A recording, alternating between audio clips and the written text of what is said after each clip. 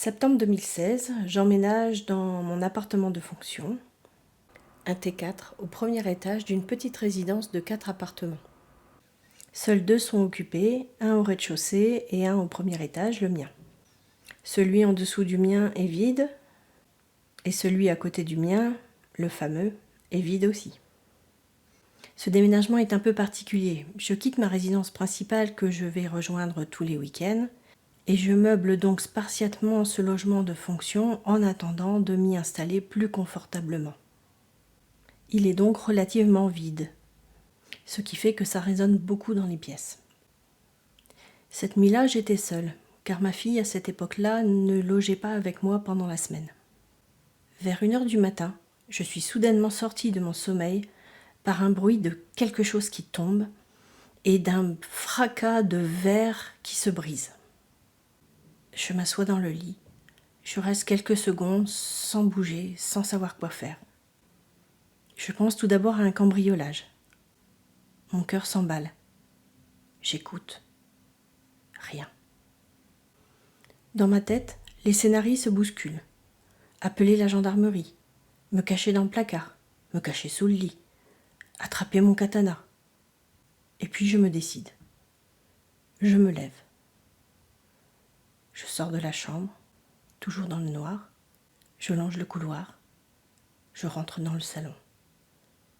Personne. J'allume la lumière. Je vérifie que la porte est bien fermée. Je regarde les meubles. Ils sont toujours debout. Et puis, je me souviens du bruit de verre brisé. Je me dirige donc vers mon bahut 4 portes, là où j'avais rangé les verres. J'ouvre les 2 portes du milieu. Et là, je constate que la planche du milieu s'est effondrée sur la partie droite. Et tous les verres ont dégringolé. Et ils sont tous, je dis bien, ils sont tous brisés, tous explosés. Imaginez ma surprise. Et on ne parle pas de 3 ou 4 verres. 12 flûtes à champagne, 12 verres de vin rouge, 12 verres de vin blanc, 12 verres à eau, 12 verres à liqueur. Tous explosés. Et le plus étonnant, c'est que les assiettes qui se trouvaient sous la planche, elles, sont intactes. Mais bon, encore sous la surprise du phénomène, je préfère retourner me coucher et je me dis que je gérerai la situation le lendemain matin. Je me rendors assez difficilement. Un gros stress m'oppresse. Ça ne me semble pas vraiment normal cet accident de vaisselle. Et plus j'y réfléchis, et plus j'ai la désagréable sensation de ne pas être seule dans cet appartement. À peine un quart d'heure plus tard, je suis réveillée en sursaut quand j'entends une voix prononcer mon prénom près de mon oreille. Recoup de stress, recœur qui s'emballe. Et cette fois, la sensation de présence est bien dans la chambre. Je suis terrifiée et je n'ose pas sortir du lit. Je regarde quelques vidéos sur mon ordinateur histoire de me changer les idées et j'essaye de me rendormir en me disant que c'est peut-être le stress de l'histoire du meuble. Mais moins d'une demi-heure plus tard, je suis de nouveau réveillée en sursaut, quand je crois que quelqu'un me touche les pieds. En effet, je dors les pieds en dehors de la couette. Je déteste avoir chaud aux pieds et donc je dors toujours avec les pieds en dehors de la couette. Donc, coup de stress, cœur qui s'emballe, et de nouveau la sensation d'une présence pas sympathique du tout dans la chambre. Toujours aussi tétanisée, je décide de laisser la lumière allumée et je regarde à nouveau des vidéos sur mon ordinateur. Je m'endors vers 3h du matin. 4h. Je bondis de nouveau. Quelqu'un est en train de tirer ma couette. Alors là, c'en est trop. Je ne peux plus rester dans cette chambre. Je me suis dit que de toute façon, je ne dormirai plus de la nuit. Donc je décide de changer de chambre.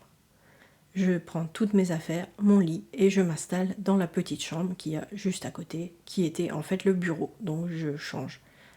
La chambre devient le bureau devient la chambre.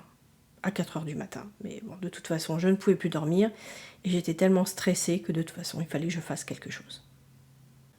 Et de toute façon, il était hors de question pour moi de passer encore une seule nuit dans cette chambre. Et à partir du moment où j'ai intégré la petite chambre, je n'ai plus jamais eu ce genre de visite.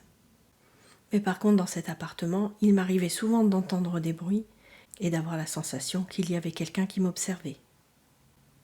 Même de ressentir une présence à mes côtés. Je rappelle que cet appartement se situe à côté de l'appartement dans lequel j'ai fait 2 enquêtes paranormales. Enquête dans laquelle j'ai obtenu quand même des bruits plus que suspects.